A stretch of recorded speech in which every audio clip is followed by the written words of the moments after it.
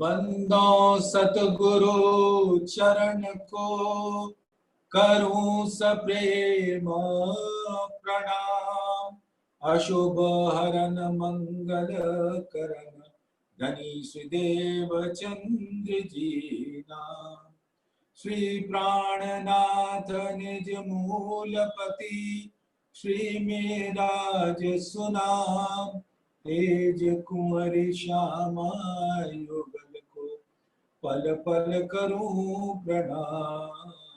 पिया जी को पल पल करूं प्रणाम। प्रथम लागू दो चरण को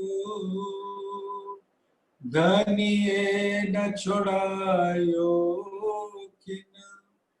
लाख तले लालेड़िया मेरे जीव के यही जीवन। मेरे जीव के यही जीवन। इन पांव तले पड़ी रहूं। धनी नजर खोलो बातू पलना वालू मेरे जीव के यही जीवन। मेरे जीव के जीवन।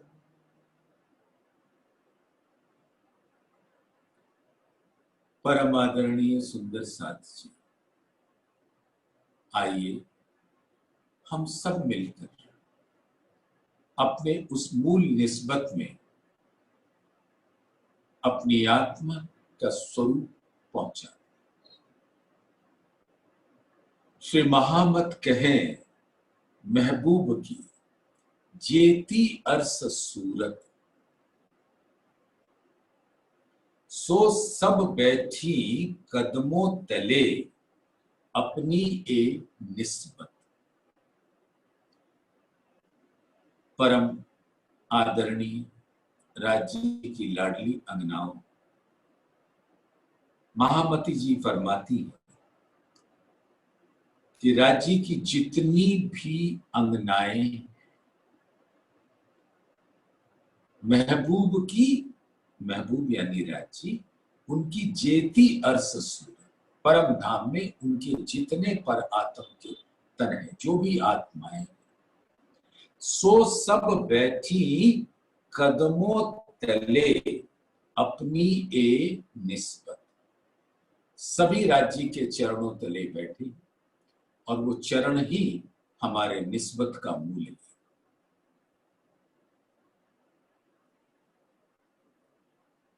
ये चरण निमख ना छोड़ी राखिए माहे नैनन। ए निस्बत हक अर्स की मेरे जीव की एक जीव। तो अब हम सब सुंदर साथ अपने आपको धामधनी के चरणों में मूल मिलावे में विराजमान देखें और धामधनी के नैनों में नैना मिलाकर उनके मुखार बिंद से प्रकट होने वाली वाणी, जो उनके आवेश स्वरूप के द्वारा श्री कुल्यम स्वरूप में प्रकट हो, उसको श्रवण करें। और श्रवण करने का स्थान राज्य के चरण तले, वही हमारा निस्बत का स्थान है। और निस्बत है तो चरण है, चरण है तो अर्श है, अर्श है तो प्रेम है, प्रेम है तो इश्क है, इश्क है तो धाम धनी का जुगल स्वरूप।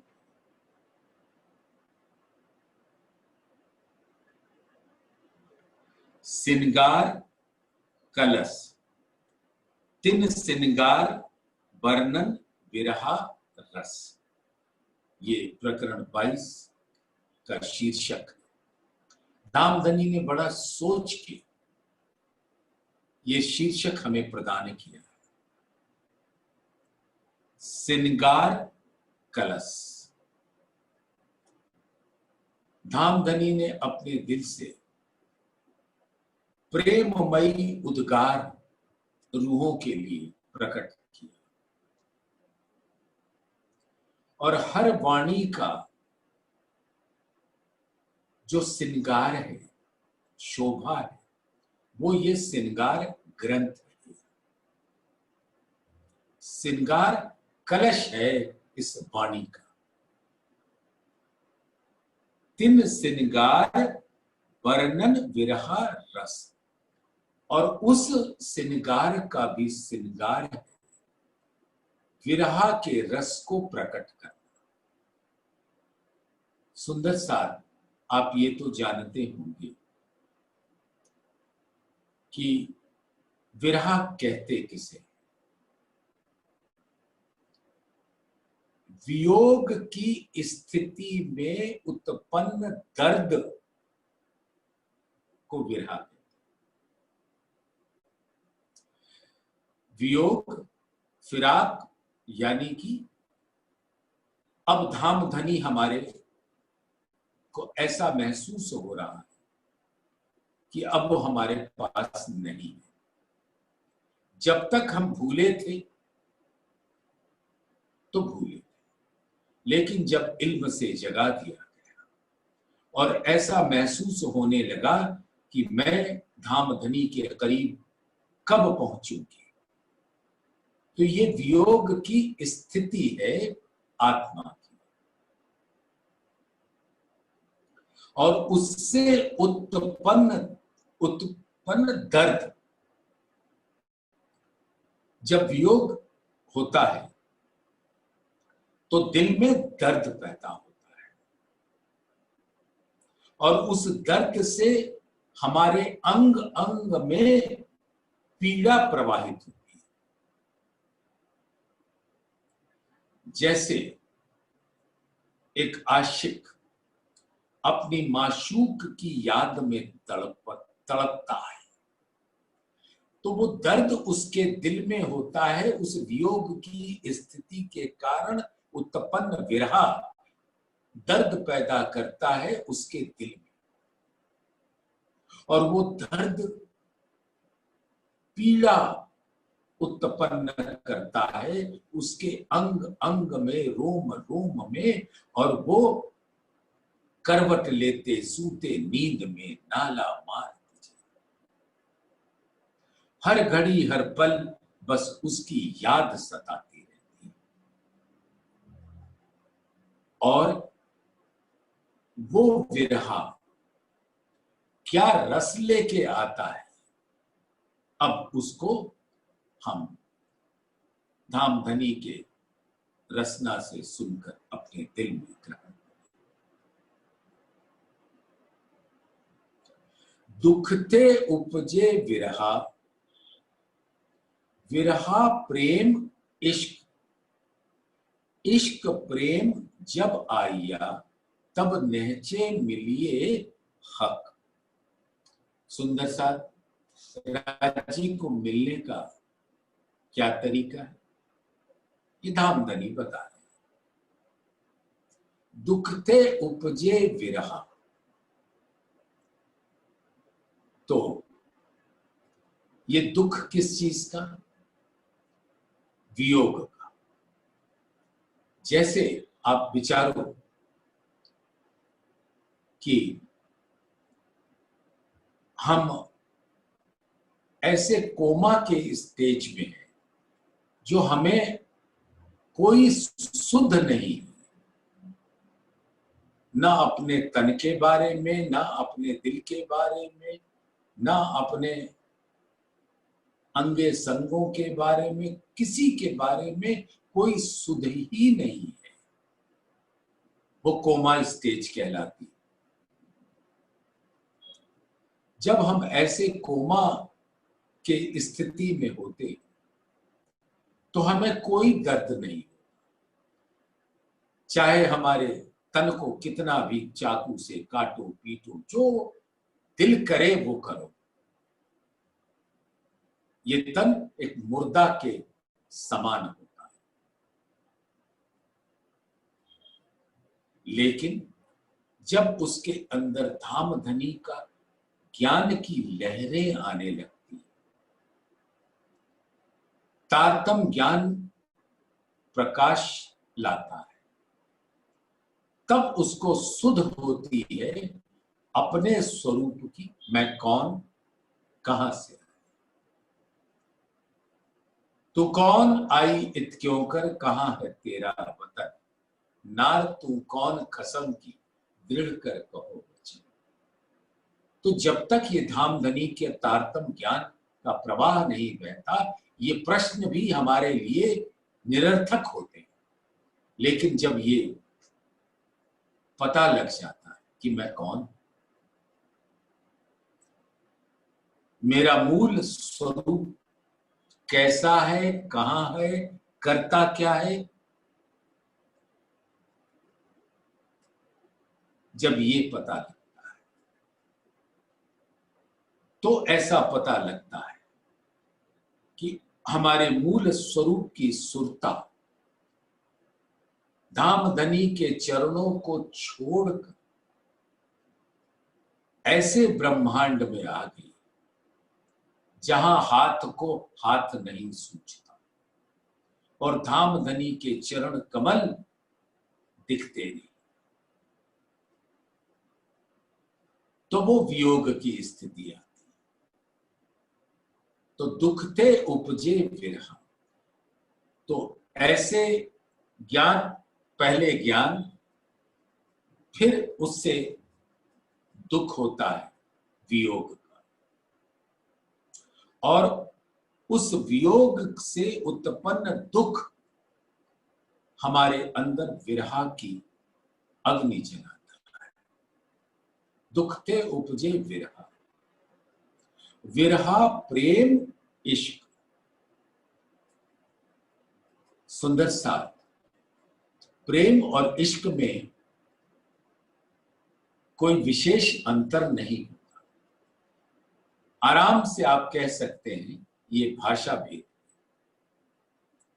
हिंदुस्तानी भाषा प्रेम कहती, अरबी भाषा इश्क कहती, लेकिन सुंदर सा इसके अंदर भी समन्वय है।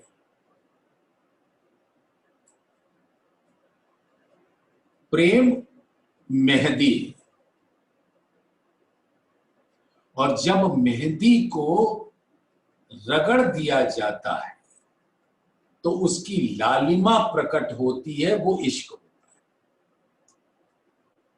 तो जब मेहंदी अपना प्रखर स्वरूप दिखाती है तो वो इश्क होता है। तो प्रेम सत्य का स्वरूप है, हकीकत का स्वरूप है, और इश्क परम सत्य का स्वरूप है, मारिफत का स्वरूप। इश्क ही लीला रूप में प्रेम की संज्ञा पाता है, होता वो इश्क ही है। तो दुखते उपजे विरहा, विरहा प्रेम इश्क, यानी कि जब वो विरहा हृदय के अंदर धधकने लगती तो हमारी सुरता हमारे मूल में पहुंचती, और हमारा मूल परम धाम के अर्श की हकीकत में धाम धनी के कदमों तले बैठी। तो विरह से क्या हमारी स्थिति हुई? अर्श की हकीकत जो सत्य का स्वरूप है, और जब वो सत्य का स्वरूप स्वलीला अद्वैत, अद्वैत स्वरूप, जुगल स्वरूप हमारे दिल में बसता है तो उसके अंग अंग से इश्क का सागर बहता है, और वो इश्क का सागर जैसे ही हमें स्पर्श करता है तो उसके अंदर एक शक्तिशाली आकर्षण शक्ति होती है, जो वो लहर हमें खींचकर धाम धनी के दिल में पहुंचाती है, जहां इश्क का गंजान गंज सागर। तो दुखते उपजे विरहा, विरहा प्रेम इश्क, पहले हकीकत फिर मान। और तीसरा चरण इस चौपाई की कहती, इश्क प्रेम जब आइया, और जब परम सत्य का साक्षात्कार होता है, उस मार्फत का साक्षात्कार होता है श्यामा जी के स्वरूप में। इश्क प्रेम जब आई, तो जब वो उसका साक्षात्कार होता है तो दिल के अंदर प्रेम की लहरें बहने लगती हैं, और तब ही हमारा धाम धनी से मिलन होता है। तब सत्य रूप में हम धाम धनी के कदमों तले बैठते। तो ये विरहा का स्वरूप है जो अभी हम सब सुंदर साथ में सुना, और उस विरहा की पीड़ा को महसूस करना ही आत्माओं का भोजन है। अब सुंदर साथ, क्यों बरनो हक सूरत, अबलो कही न किन, ये झूठी देह क्यों रहे, सुनते एह वर्णन। इस ब्रह्मांड में जब तक तारतम ज्ञान का अवतरण नहीं हुआ, अक्षरातीत के का नाम भी किसी ने नहीं सुना, उनकी पहचान नहीं थी, न नाम न धाम न स्वरूप न रूप नहीं। अब उस स्वरूप के नक्शे लेके शिख तक का वर्णन करना आत्माओं को विरह का रस पिलाने के समान। जैसे जैसे वो सुंदर स्वरूप का वर्णन होगा, और जैसे जैसे मेरा मूल स्वरूप का वर्णन होगा,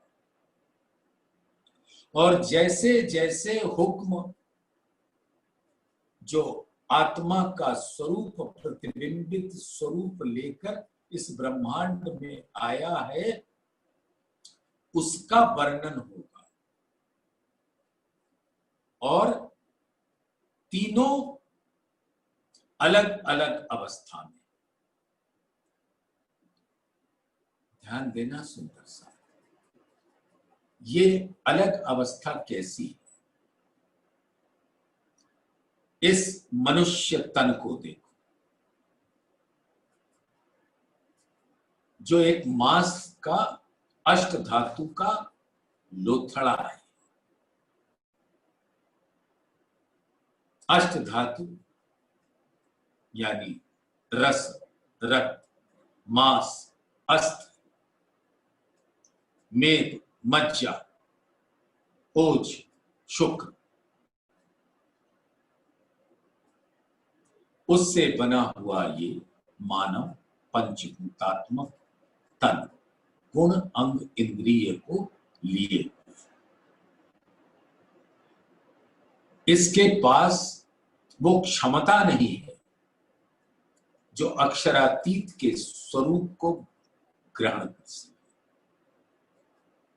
लेकिन फिर भी ये मिट्टी का तन, पंचभूतात्मक तन, त्रिगुणात्मक तन, जब धाम धनी स्वयं अपने मुखार बिंद से उन अक्षरातीत के मूल स्वरूप का वर्णन करते हैं,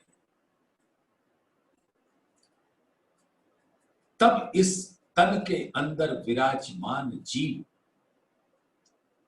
को भी वही वियोग की स्थिति का अनुभव होता है, उसको भी विरह का दर्द सताता है, और पीड़ा उसके अंग अंग में होने लगती है। लेकिन धाम धनी का विरह रस कुछ इतना प्रबल होता है कि वो इस तन को मिटने नहीं देता। तो कह रहे हैं कि यह वर्णन सुनने के बाद भी ये तन रहता कैसे है? वो धाम धनी की अपार मेहर और हुक्म का बल और निस्बत, जो आत्मा की निस्बत है, जो इस जीव को अधिष्ठान बनाकर इस तन के अंदर बैठी है।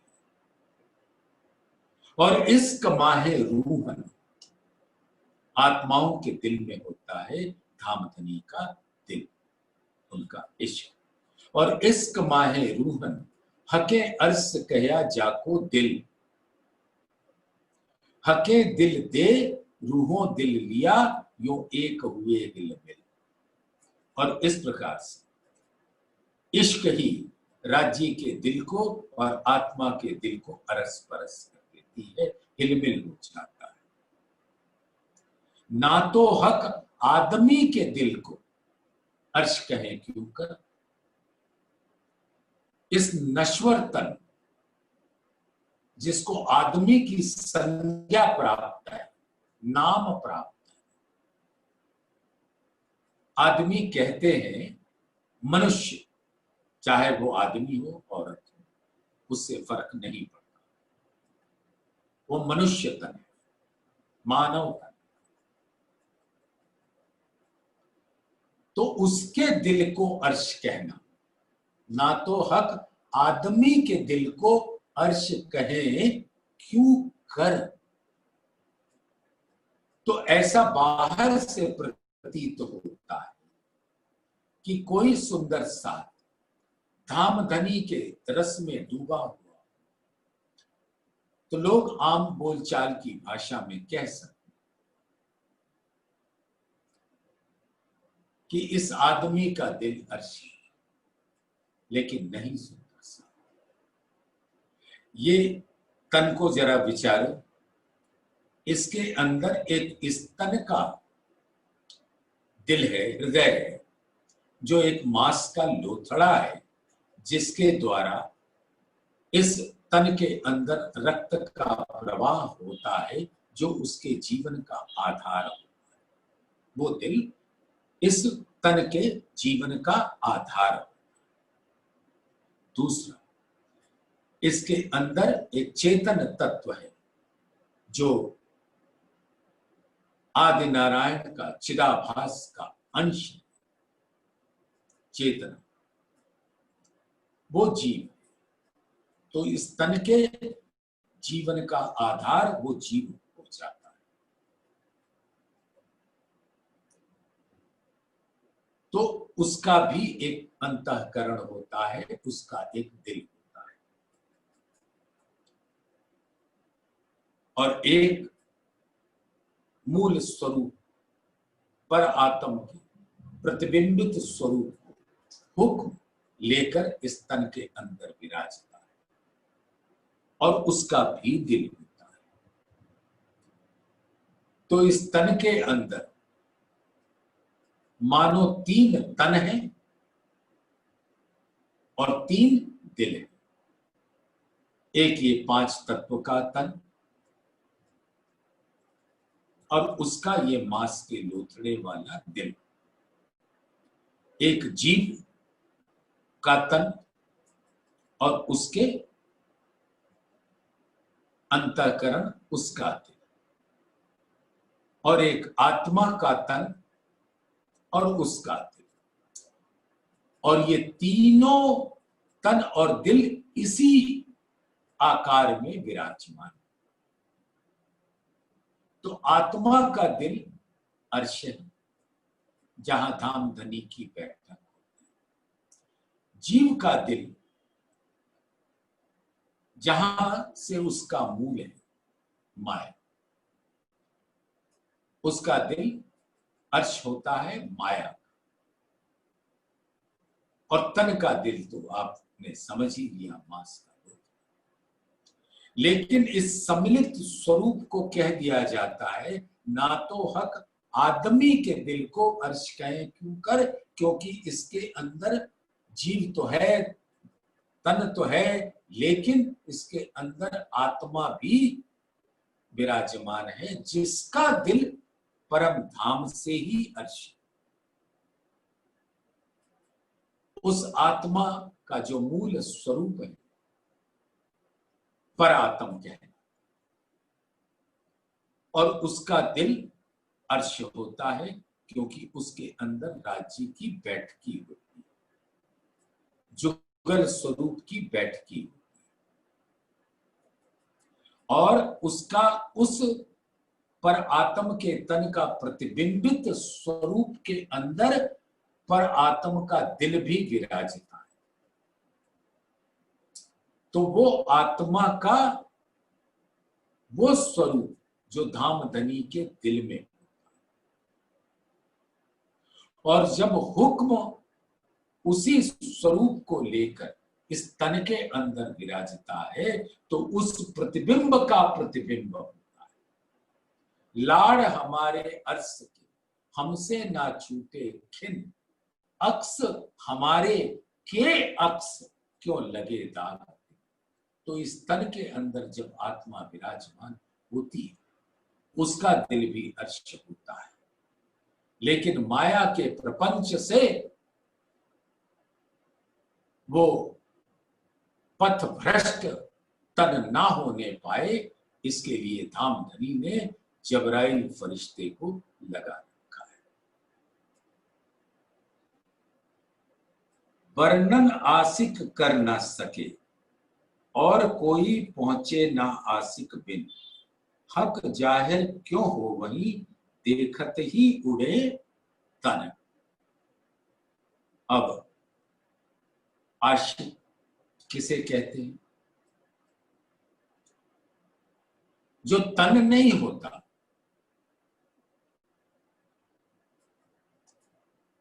वो प्रेम का स्वरूप होता है, और वो उसका अंग अंग इश्क में गर्क रहता है, और जो इश्क में गर्क होता है उसकी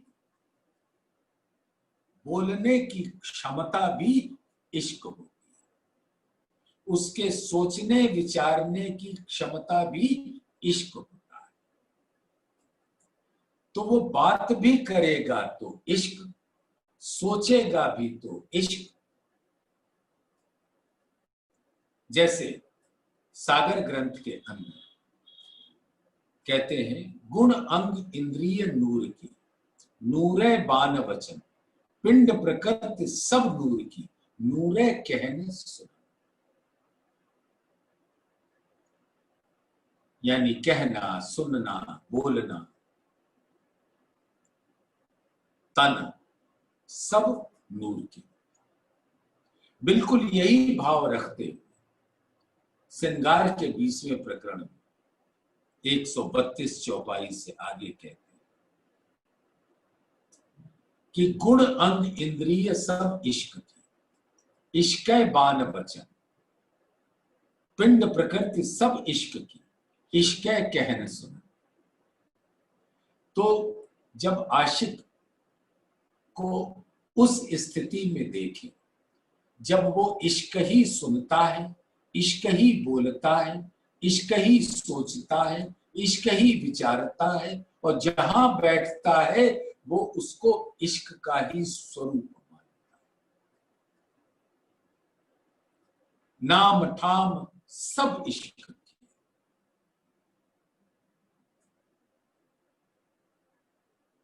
तो सुंदर सा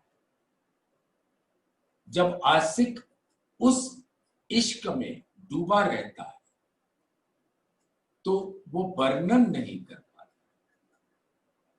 क्योंकि वर्णन करने के लिए एक ठहराव चाहिए होता है, अलगाव चाहिए होता है। जैसे कोई भी चीज का वर्णन मैं तब कर सकता हूं जब मुझसे ये अलग है, तब मैं उसको देखकर उसका वर्णन करता हूं। लेकिन मुझसे अलग कोई चीज ही नहीं है, बस इश्क ही इश्क है, तो वर्णन हो तो कैसे? ये आशिकी का हाल होता है। वर्णन आशिक कर ना सके और कोई पहुंचे ना आशिक बिन, और आशिक के बिना किसी की औकात नहीं कि वो धाम धनी का वर्णन कर सके।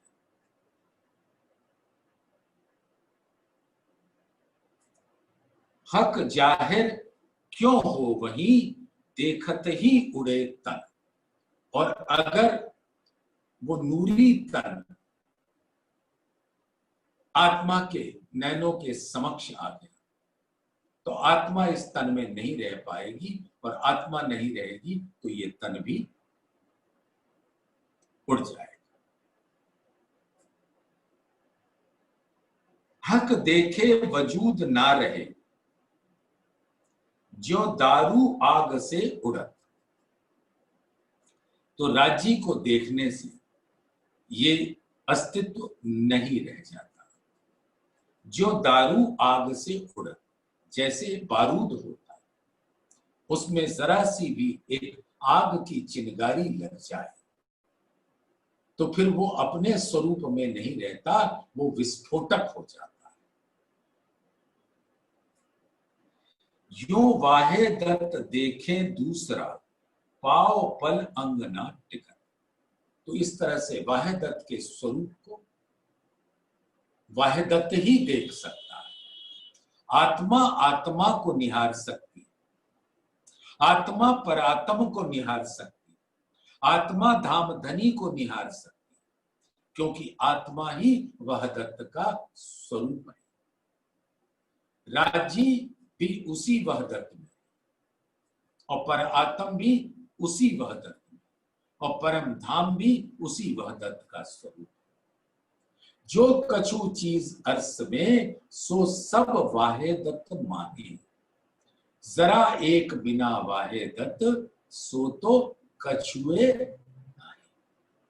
तो धाम धनी भी वह दत्त के स्वरूप है, जुगल स्वरूप।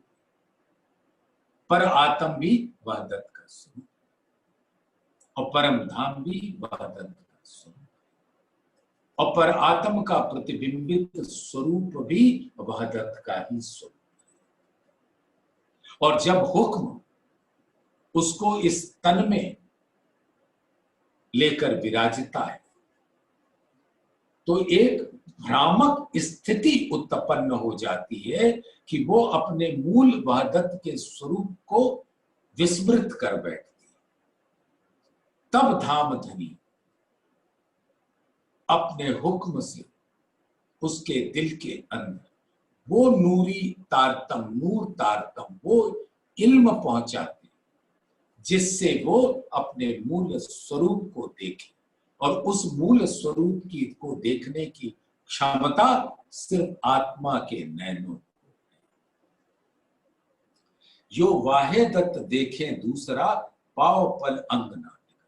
अगर कोई किसी दूसरे को देखने का अवसर मिले तो वो एक क्षण के लिए भी नहीं रहेगा। वैसे ही जैसे बारूद का ढेर में एक चिंगारी लग जाए,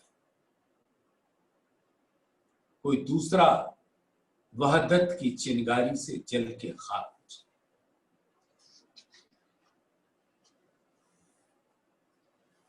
हक इश्क आग जोरावर, इनमें मोमिन बसत। आग असल जिनो वतनी, या में आठों जाम अल मस्त। सुंदर सा राजी का जो इश्क है, उसकी जो ऊर्जा है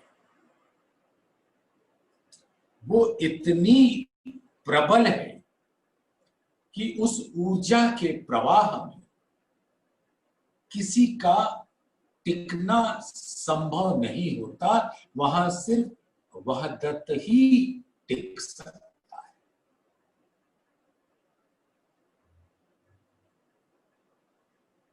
और वह दत्त के स्वरूप ही मोमिन है, परात्म है, और वो उस वहदत में बसती हैं जहां वो जिनका स्वरूप ही इश्क का होता है। आग असल जिनो वतनी, या में आठों जाम अलमस्त। और वो परात्म परम धाम के अंदर जहां इश्क ही इश्क है, पर आत्म का स्वरूप भी इश्क का, वहदत इश्क का ही स्वरूप होता है। और वो इश्क का मूल है राज्य का दिल, और वहीं से उसकी लहरें उठती हैं, जो जिसका निरूपण आग के रूप में कहा जा रहा है। यानी वो वहदत को छोड़कर किसी और को जला के राख कर देगी, जो दारू आग से उड़ती। और हम उस इश्क के रहन वाली, आठों जाम हम मस्त उसमें रहते, बिना बेहोश, जो निस्दिन रहे आग में, ताए आगे के सब तन। अब जो इश्क की आग में, इश्क की आग का ही तन है, उसका आग क्या, कोई बाहरी आग क्या बिगाड़े, उसका तो स्वरूप ही इश्क का है। वाको जलाए कोई न सके, उछरे आगे के वतन। और परम धाम का जो स्वरूप है वो भी इश्क का है, पर आत्म भी इश्क की है। तो इश्क की भेंट इश्क से होती है, और वो उसी के साथ आलिंगन बद्ध रहते हैं। आग जिमी पानी आग का, आग बीज आग अंकुर, फल फूल बिरख आग का, आग मजबूर आग सहूर। अब वो सुंदर सा, जैसे सागर ग्रंथ में नूर कहा, श्रृंगार ग्रंथ के 20वें प्रकरण में इश्क कहा, और 22वें प्रकरण में उसको आग कहा। आग इसलिए कहते हैं कि वो जलाती है। क्या जलाती? हमारे दिल के अंदर वहदत स्वरूप के अलावे कभी कुछ भी आ जाए तो वो जल के खाक हो जाएगा। अब क्या होता है कि परम धाम में तो सब कुछ वहदत स्वरूप है, वहां तो कुछ जलना बुझना है नहीं। लेकिन इस ब्रह्मांड में माया की जो प्रलोभन शक्तियां हैं, वो इस तन को लुटने पे, जलने पे मजबूर करती है। और इसका विवरण कोई आवश्यक नहीं है कि आपके सामने किया जाए, आप और हम इस बात को अच्छी तरह समझते भी हैं। तो ये जो इश्क की आग है वो कैसे उत्पन्न होती है? विरह से, विरह की आग है। और इस तन के अंदर जीव ने जो धारण कर रखा है गुण अंग इंद्रिय, और उसके अंदर विराजमान माया की ख्वाहिशें, उसको ये विरह की आग जला देता है। विरह ही इश्क का स्वरूप हो जाता है। और जब वो सारे वो तत्व जल के खाक हो जाते हैं, तब स्वर्ण, जो आत्मा स्वर्ण का स्वरूप होती, अब उस आग में जल कंचन हो जाती है, लाल हो जाती है, शुद्ध हो जाती है। और वो लालिमा धाम धनी के दिल का प्रेम स्वरूप है, इश्क का स्वरूप है, जो आत्मा अब उसको निहारती है। इस तन में बैठकर इस तन में आत्मा अपने स्वरूप को देख सकती है, और उस स्वरूप के अंदर धाम धनी को देख सकती है, 12,000 ब्रह्म सृष्टियों को देख सकती है, और परम धाम को देख सकती है।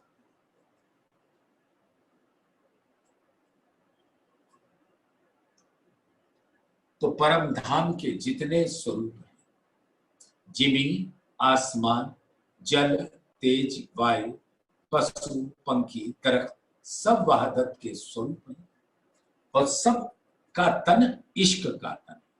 अब आप बस सागर में पढ़े तो वो नूर, श्रृंगार के 20वें प्रकरण में पढ़े तो वो इश्क, 22वें प्रकरण में पढ़े तो आग। तो नूर और आग, नूर, इश्क और आग एक ही वस्तु।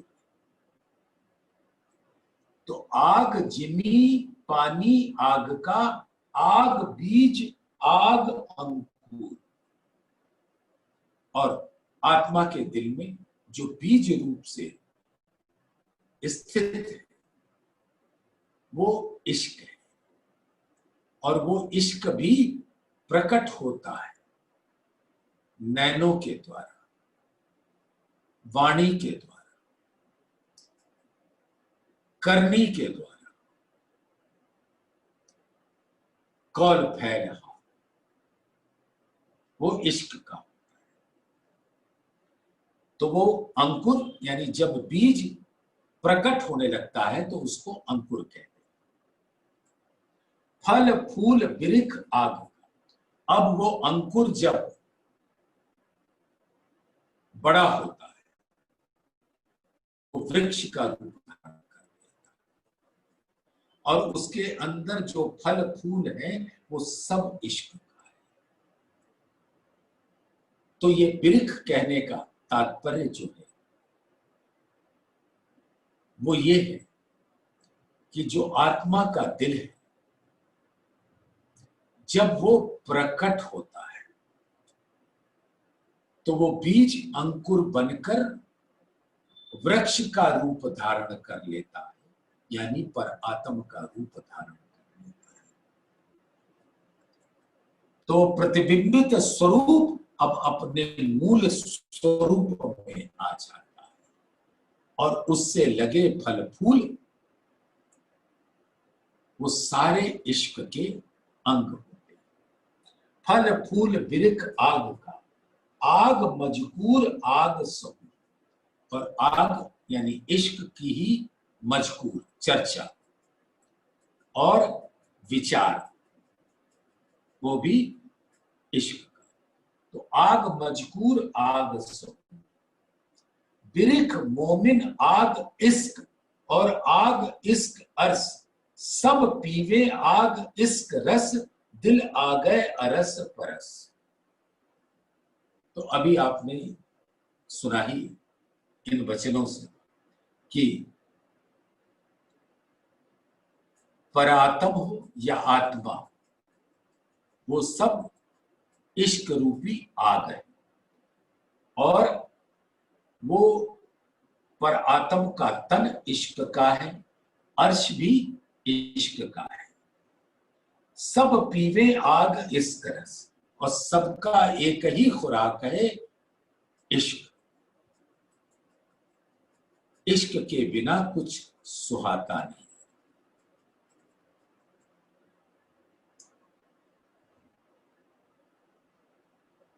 सब पीवे आग इश्क रस, दिल आ गए अरस परस।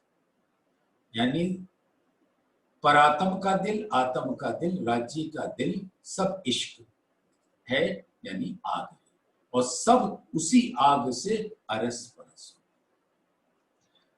सुंदर साथ विचारिए, जैसे एक जंगल में आग लग जाए तो पहले वो एक पेड़ को जलाती तो वो आग उस पेड़ में सीमित रहती, फिर वही आग जब पूरे जंगल को जला देती है तो पूरा जंगल एक आग का स्वरूप हो जाता है। उसी प्रकार से हर आत्मा जब इल्म से अपनी पहचान कर लेती तब उसको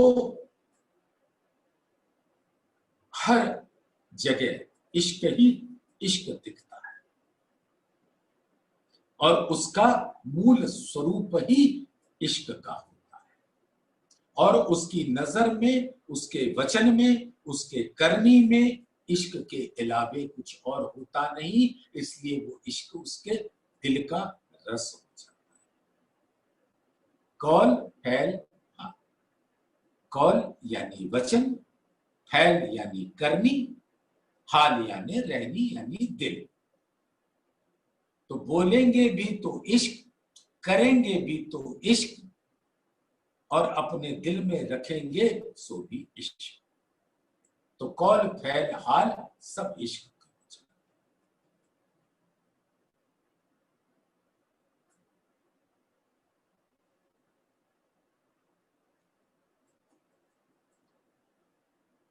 घर मोमिन आग इश्क में, और रूहों का रहना कहां होता है? राज्य के दिल में, जो इश्क का स्वरूप है। हक अग्नि के पालेल, तो बस ये इतना ही आप विचार लो। सुंदर, ये इंग्लिश में सिमिली कहते हैं, हिंदी में न जाने क्या कहते हैं, उपमा। नूर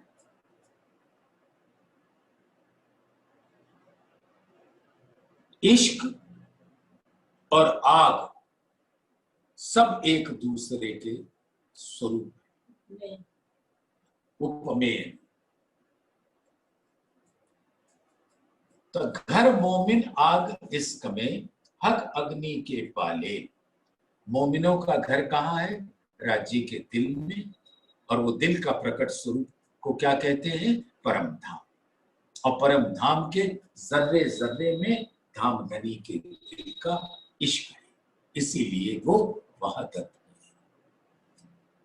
सुंदर साथ, आप अपने दिल में इसका रस ले। निस्बत, खिलवत, वहदत, हकीकत, मार्फत, नूर, इश्क और धनी का दिल, ये सारी संज्ञाएं कहां बसती हैं? राज्य के दिल में। पर आत्म कहां बसती है? राज्य के दिल में। आत्म कहां बसती है? राज्य के दिल में, जहां इश्क ही इश्क है, इश्क ही नूर है, इश्क ही नीर है, इश्क ही क्षीर वहदत है, इश्क ही सौंदर्य है, श्रृंगार है, इश्क ही निस्बत है, इश्क ही मेहर है। आप कोई भी स्वरूप लो, वो सब इश्क है, और ये सारों का मूल है निस्बत। ये होए न बिना निस्बतें, इतही हुई वाहिदत। निस्बत वाहिदत एक है, तो क्यों जुदी कहिए खिलवत। खिलवत यानी राज्य का दिल, निस्बत यानी राज्य का दिल, नूर यानी राज्य का दिल, इश्क यानी राज्य का दिल, वादत यानी राज्य का दिल, सौंदर्य यानी राज्य का दिल, जमाली जान, मेहर का राज्य का दिल। और वो सभी जो गुण हैं, जिसका बखान विध विध के रूपों में किया जाता है, उसका जो घनीभूत स्वरूप है, वो श्यामा जी का अंग, तन है। और उस तन के अंग है वो परम धाम। पर दिल के जो अंग हैं, धनी अर्श तुम्हारा सो, तुम्हें देखे कहे बातें सुने, लेवे तुम्हारी बानी की खुशबू। परम धाम के अंदर हर कुछ चेतन, राज्य के दिल का अंग है, और उसी को अर्श कहा जाता है, और उस दिल को श्यामा जी भी कहा जाता है, हकीकत के स्वरूप में।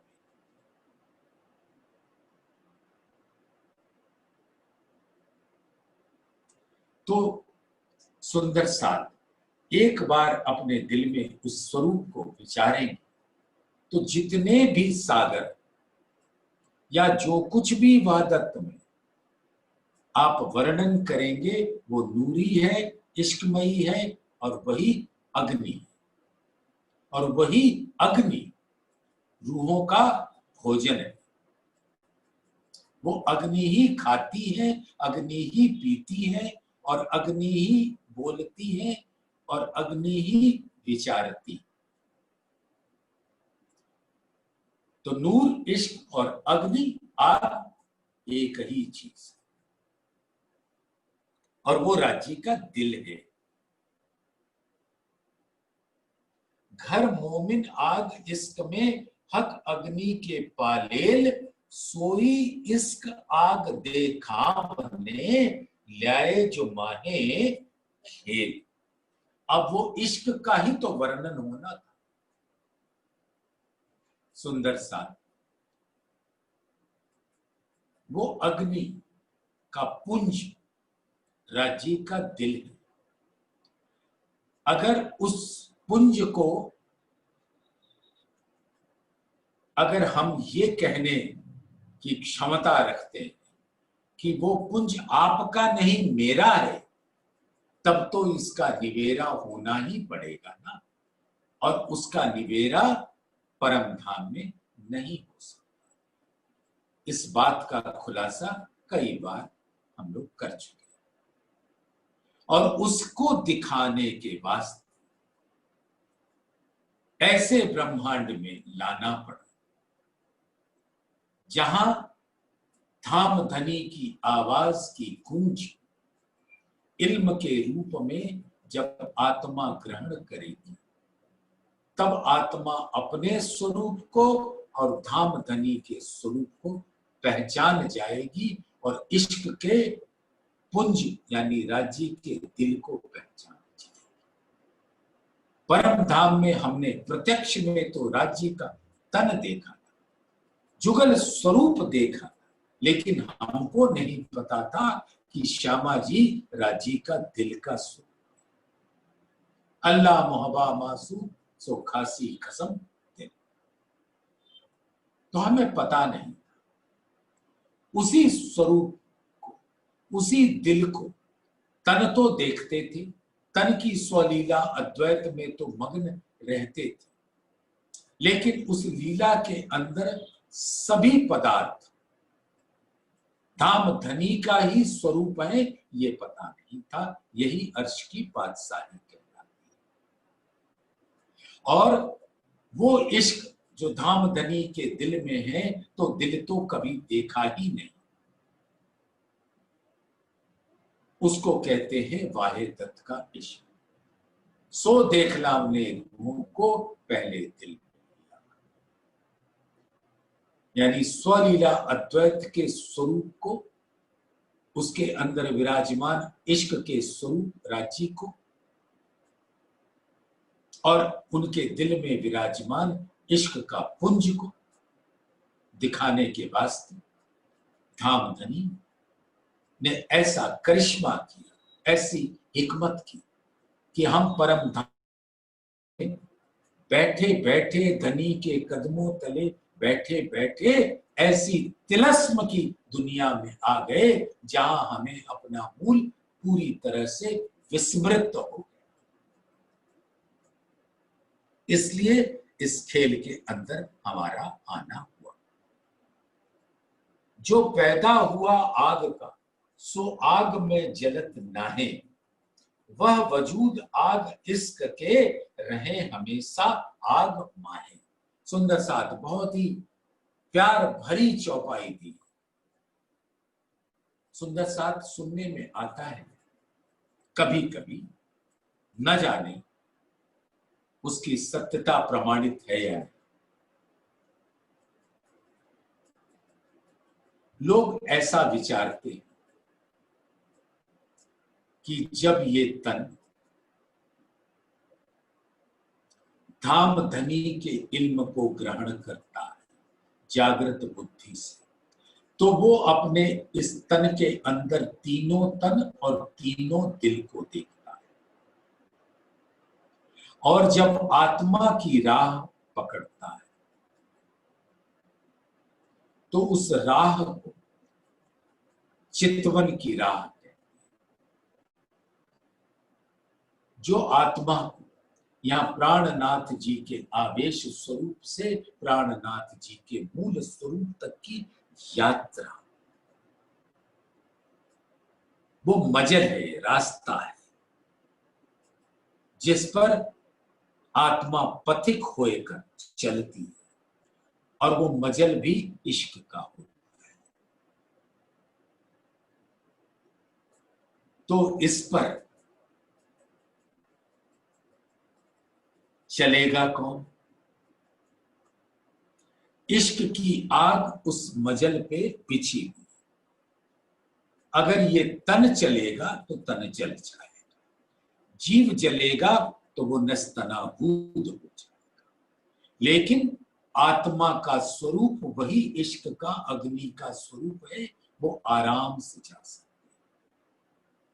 और जब वो उस मजल से चलकर अपने मंजिल में पहुंचकर धाम धनी के नूरी स्वरूप का दीदार कर पाती है, हक इलम से होता है अर्स बका दीदार, पट खोलत सब वार के और नूर के वार। तो परम धाम का दीदार, और इस दीदार को कहने का, ग्रहण करने का अधिकारी मात्र ब्रह्म सृष्टियां हैं, जिनका स्वरूप ही इश्क का होता है। तो चितवन की गहराइयों में डूबने के बाद तन नहीं छूटता, ऐसा मत विचारो। जब हम हर घड़ी हर पल धाम धनी के विचारों में खोए रहे तो वो भावलीनता कहलाती है। लेकिन जब इस तन के विचार से, इस मन के विचार से, इस जीव के विचार से, इस संसार के विचार से, इस माया के विचार से जुदा हो जाते तो हमें हमारी इश्क की मजल मिल जाती है। और फिर जब हम उसकी गहराइयों में डूबते चले जाते तो अर्स बका दीदार होता है।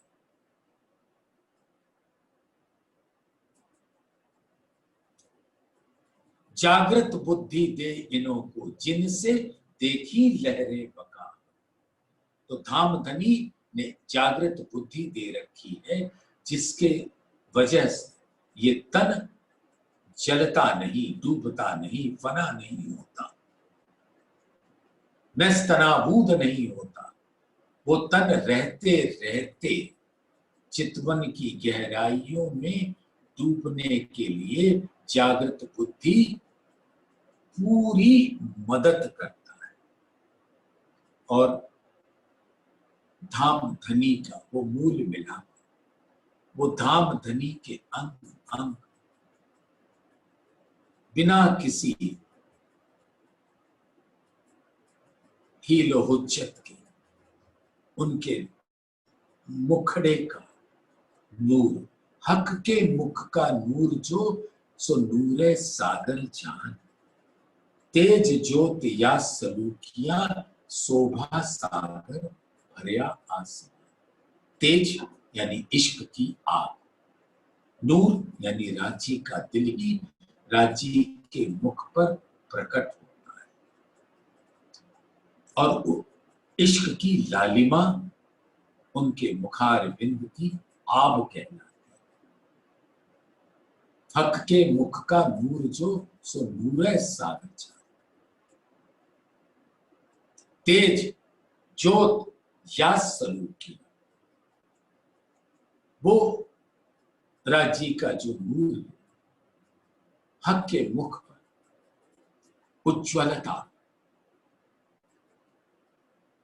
जैसे अग्नि का स्वरूप उज्ज्वल होता है, इश्क का स्वरूप भी उज्ज्वल होता है।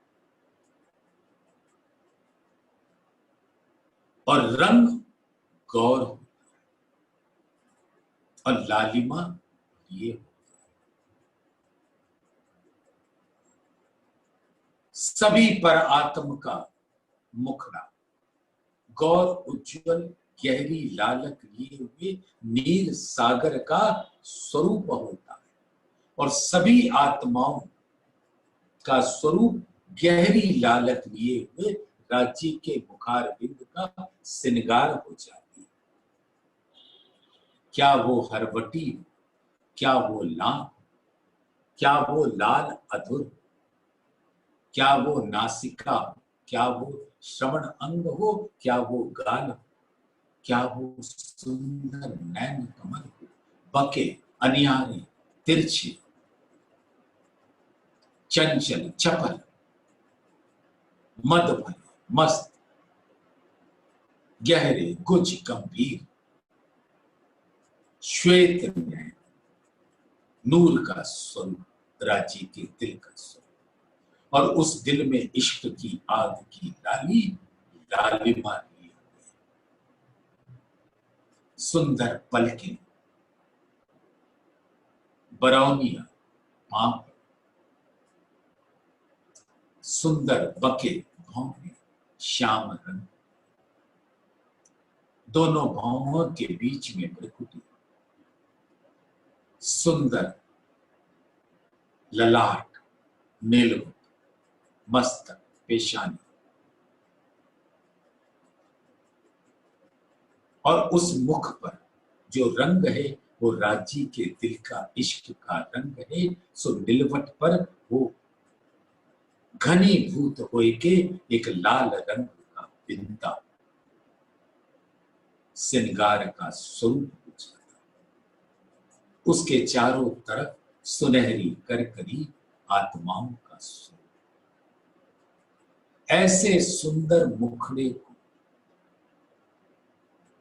जो इश्क का है, नूर का है, उससे वही तेज ज्योत अग्नि प्रकट होती है और वो अग्नि के स्वरूप पर आत्म के दिल में समाती है और जो पर आत्म के दिल में समाती है वही आत्म के दिल में समाती है और उसी स्वरूप को ग्रहण करने की शक्ति राज्य के हुक्म में होती है जो इस तन के अंदर विराजती है।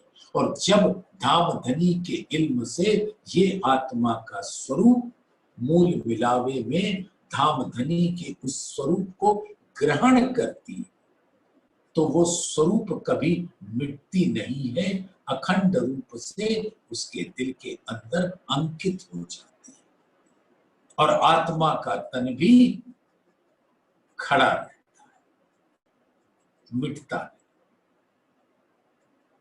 तो सुंदर सा हम जितनी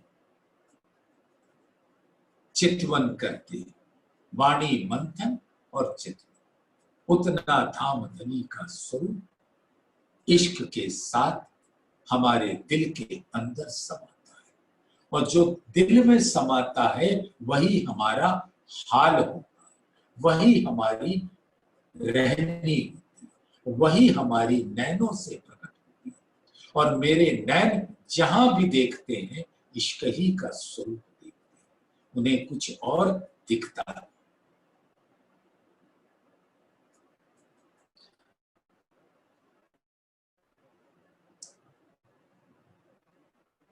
जो पैदा हुआ आग का